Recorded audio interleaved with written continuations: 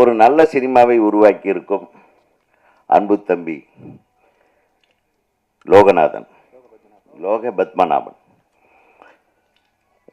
அவர் இவ்வளவு திறமையான இசையமைப்பாளராக இருப்பார்னு நான் எதிர்பார்க்கல. மிக அழகாக எல்லா பாடல்களும், மிக அருமையான டியூன்ஸ். நான் ரொம்ப ரொம்ப மயங்கினேன். அதை பாடல்களாக பாடல் எழுதிய கவிஞர் பேர் என்ன? அரவிந்த். சூப்பராக எழுதியிருந்தார். அதாவது இந்த வாழ்வியல் விஷயங்களை அழகான வார்த்தைகளோட தெளிவாக இருந்தது பாட்டுக. உண்மையிலுமே hats off for both of you.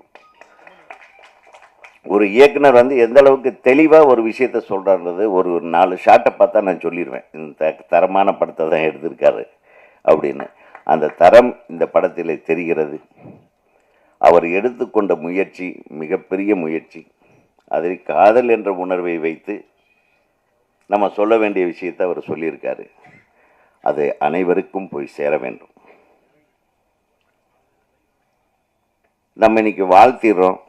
இந்த மேடையில் அண்ணனும் வாழ்த்திடுறாங்க. இந்த கவிஞர் என்னுடைய நீண்டகால நண்பர் காசி முத்துமாணிக்கம் அவர்கள், அது என் தம்பி அறம் பட இயக்குனர் நம்ம நயினார் அவர்கள், இவங்கெல்லாம் இருக்காங்க.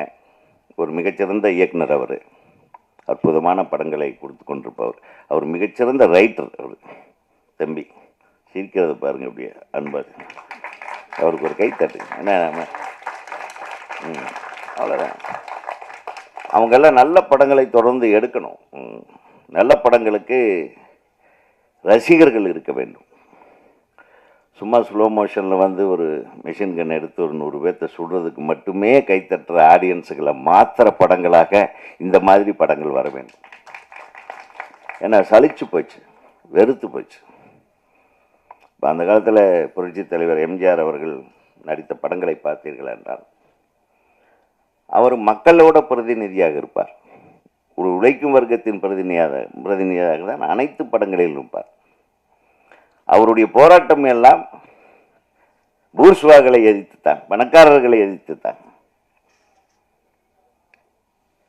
அந்த ஒரு மனுஷன் தன் வாழ்நாள் பூரா நடித்த அனைத்து படங்களிலும் ஏழைகளின் குரலை ஒலித்தவர் புரட்சி தலைவர் எம்ஜிஆர் அவர்கள். அந்த மாதிரி ஒரு ஹீரோ இன்னைக்கு இருக்க முடியுமா? இன்னைக்கு கையில் சிகரெட்டு, டேபிளில் ஒரு பாட்டிலு, கால் மேலே கால், கையில் ஒரு துப்பாக்கி இல்லாமல் எந்த பெரிய ஹீரோ படமும் ஓட மாட்டேங்குது. அவங்க நினச்சிக்கிறாங்க. இந்த தம்பி இந்த படம் ரொம்ப அழகாக நடிச்சிருக்கார். தம்பி இருக்கார், அவர் ஹீரோ. இதே தானே ஆடாப்பா தாடி வச்சது பாருங்க, ரொம்ப நல்ல. எப்படி இது ரொம்ப நல்ல யதார்த்தமாக இருக்கார். அப்படியே நம்ம ஆரம்ப காலத்தில் பார்த்த ஒரு விஜயகாந்த் மாதிரி யதார்த்தமான நடிப்பு.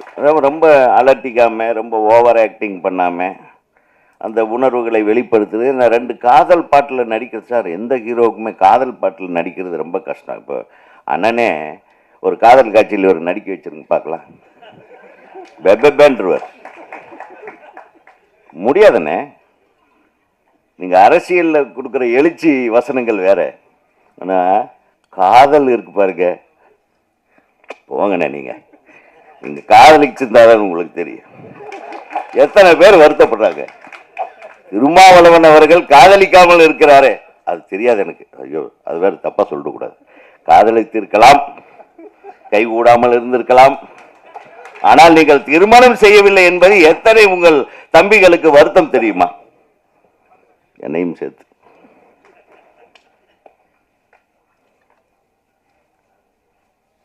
அது ஒரு உணர்வுண்ணே. அதை மிஸ் பண்ணிட்டீங்களோன்னு எனக்கு நான் பர்சனலாக ஃபீல் பண்ணுறேன். சாரி, மேடையில் பேசிருக்கக்கூடாதுன்னு. பட் இருந்தாலும் ஓகே. ஒரு அன்பு தலைவனிடம் நான் ஒரு தம்பி கேட்குறேன் சார், காதலிச்சு பார்த்தா தான் சார் அந்த உணர்வு தெரியும், அந்த பிரச்சனை தெரியும். இவருக்கு தெரியும். இப்போ காதலிச்சு பார்த்து நடிச்சிருக்காரு பாருங்க. நடிக்கும் போதே அந்த உணர்வு வெளிப்படுத்து, அதுக்கு வர எதிர்த்து போராடுறது. இவருடைய காதலியை கொள்ளுகிறார்களோ அடிக்கிறார்களோ, அதுக்கு பின்னால் அவர் ரிவர்ட் ஆகிற உணர்வு பூர்வமான நடிப்பு உண்மையிலுமே பாராட்டுறேன் தம்பி. நான் சும்மா வந்து பார்த்துட்டெல்லாம் புகழ்ந்தெல்லாம் பேசிட்டு போகக்கூடாது. நான் உணர்வு ரீதியாக சொல்கிறேன். இந்த படம் மிகப்பெரிய வெற்றி படமாக அமைய வாழ்த்துக்கள். அந்த பொண்ணு கூட ரொம்ப யதார்த்தமாக, யாருக்கும் பெரிய மேக்கப் கிடையாது, அந்த ஜோடனை கிடையாது, ரொம்ப நல்லா இருக்கு. ஒளிப்பதிவாளர் கூட மிகச்சிறப்பாக செய்திருக்கிறார், மிகச்சிறப்பாக இருக்கு. அந்த குத்துப்பாட்டில் கூட நீ வந்து கண்ணியம் மாறாமல் நீ நடித்திருக்கிறாய், அது என்ன பாராட்டப்பட வேண்டிய விஷயம். இந்த குத்துப்பாட்டில் இந்த ரோட்லெல்லாம் படுத்துட்டு அது கூட ஒரு அழகு இருக்கிறது, அழகியல் இருக்கிறது. ஸோ இந்த மாதிரி படங்கள் பார்த்து ரொம்ப நாள் ஆச்சு. ஆனால் சமீப காலமாக சில சிறந்த படங்கள், ஒரு படங்கள் ஓடுது தியேட்டரில். தியேட்டருக்காரங்க தான் சரியாக அந்த படத்துக்கு உண்டான வந்த வருமானத்தை சரியாக செலுத்தாமல் இருக்கிறார்கள் என்ற புகார் ஒரு புறம் எழுகிறது. இந்த மாதிரி சில நல்ல படங்கள் வரும்போது தியேட்டருக்கு கிடைக்க மாட்டேங்குது. கேட்டால் பெரிய பெரிய தியேட்டர்கள்லாம், காம்ப்ளெக்ஸ் எல்லாம், மல்டிப்ளெக்ஸ் எல்லாம் பெரிய படங்களுக்காக அப்போவே புக் பண்ணி வச்சுறாங்க. இதை கொஞ்சம் மாற்ற வேண்டும். யார் மாற்றுவது? சினிமா சுதந்திரமாக இயங்குகிறதா என்ற ஒரு கேள்வி எழுகிறது. படைப்புக்கு சுதந்திரம் இருக்கிறது, அந்த படைப்பாளிகளை பாராட்டுவதற்கு சுதந்திரம் இருக்கிறது, அந்த படைப்புகள் சென்று சேருவதற்கு சுதந்திரம் இருக்கிறதா என்பதை சற்றே சிந்தித்து